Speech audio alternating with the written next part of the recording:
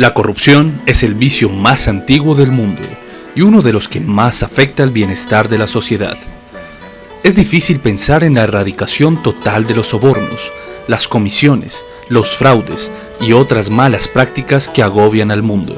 Pero Singapur, un pequeño país insular en Asia, logró la erradicación de esta práctica y desde hace más de 20 años permanece en los primeros puestos del índice que mide la transparencia y buenas prácticas elaborado por Transparencia Internacional.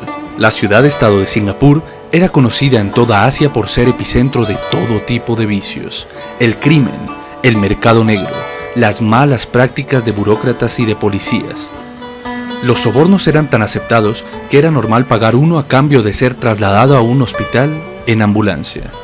Las irregularidades estaban normalizadas como parte de la cultura de Singapur. Lee Kuan Yew, el primer ministro de Singapur después de 1959, entendió que si la isla quería salir de la pobreza, debía diferenciarse ofreciendo una administración eficiente y segura.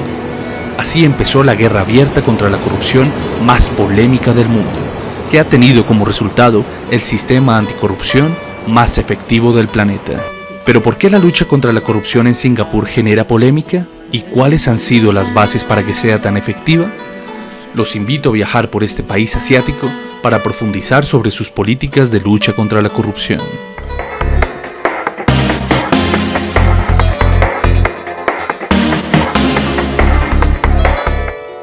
La corrupción era habitual en la Singapur de los años 60.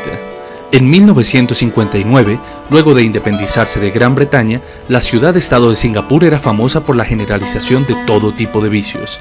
La isla estaba afectada por el crimen, el mercado negro, malas prácticas de burócratas y policías. En las elecciones en las que se presentó Lee Kuan Yew en la candidatura a primer ministro, se dio prioridad a las propuestas que proponían una lucha frontal contra la corrupción. En 1954, Lee Kuan Yew fundó el Partido de Acción Popular PAP, con el que se presentó a las elecciones legislativas en 1959. Su propuesta principal consistía en una lucha frontal y organizada contra la corrupción. Sin embargo, esta propuesta, aunque anhelada por los habitantes, encontraba numerosos opositores, aquellos que habían hecho de la corrupción su sistema de vida. I am not here to play somebody else's game. Lee Kuan Yew consiguió de forma paulatina que su mensaje penetrara en la conciencia electoral de los sufragantes, al punto de consagrarse como primer ministro del estado a los 35 años.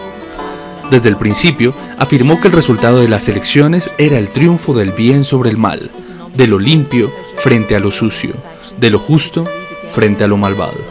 Sin embargo, el triunfo electoral apenas era el primer paso.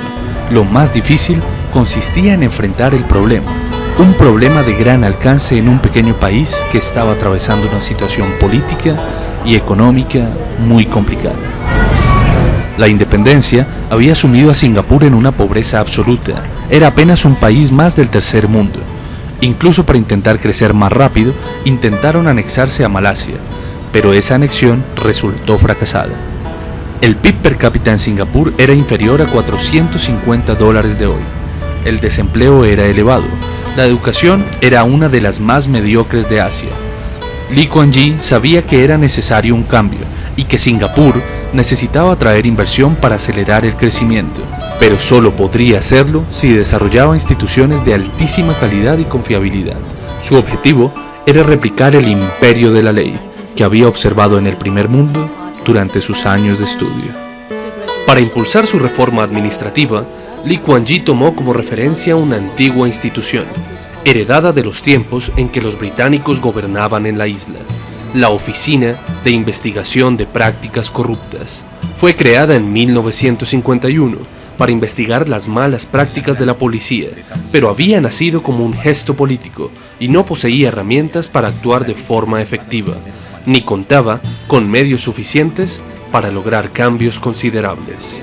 En 1960 se aprobó la Ley de Prevención de la Corrupción, una norma que definió la corrupción como cualquier tipo de gratificación a cambio de un trato diferenciado por parte del gobierno. Para perseguir este tipo de malas prácticas, se dotó de numerosos poderes a la Oficina de Investigación de Prácticas Corruptas, lo que le permitió consolidarse como una institución independiente y con capacidad para estudiar cualquier tipo de irregularidad. Se endurecieron las penas de forma exponencial. Por ejemplo, un pequeño soborno acarreaba una multa de $70,000 y significaba la pérdida inmediata del trabajo dentro de la administración pública. El gobierno permitió que la oficina tuviese el poder de perseguir a los altos cargos de su administración. Un exministro se suicidó antes de soportar la deshonra que libraría luego de que se le abriera una investigación por presunta corrupción. Descubramos las 5 claves de la lucha contra la corrupción en Singapur. Primero, sensibilización. La administración desarrolla continuas campañas de sensibilización contra la corrupción. El sistema educativo incluye actividades de formación en el bachillerato, en el que se hace especial énfasis en lo nociva de esa práctica en la sociedad. En cines, televisión e internet se emiten anuncios y propagandas dirigidos a insistir en las duras consecuencias legales y sociales que enfrentan los corruptos. Segundo, mejoras en productividad y salarios. Los representantes políticos y empleados del sector público gozan de altos sueldos, pero actúan bajo esquemas de productividad muy exigentes, similares a los del sector privado. Un ministro, por ejemplo, gana $650,000 anuales, el doble que el presidente de Estados Unidos. El resto de trabajadores de la función pública reciben retribuciones elevadas. Como consecuencia, se ha consolidado una administración más pequeña y eficiente. Tercero, agilidad burocrática.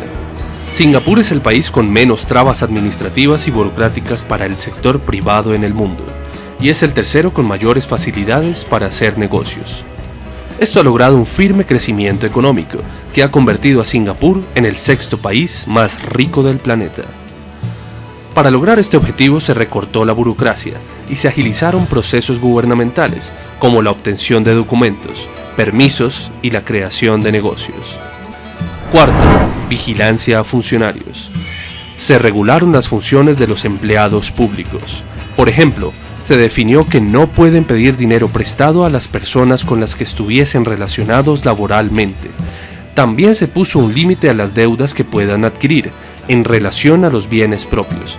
El límite contempla que la deuda no puede ser mayor a 3 veces el valor del patrimonio de la persona, lo que permite controlar los ingresos de los funcionarios.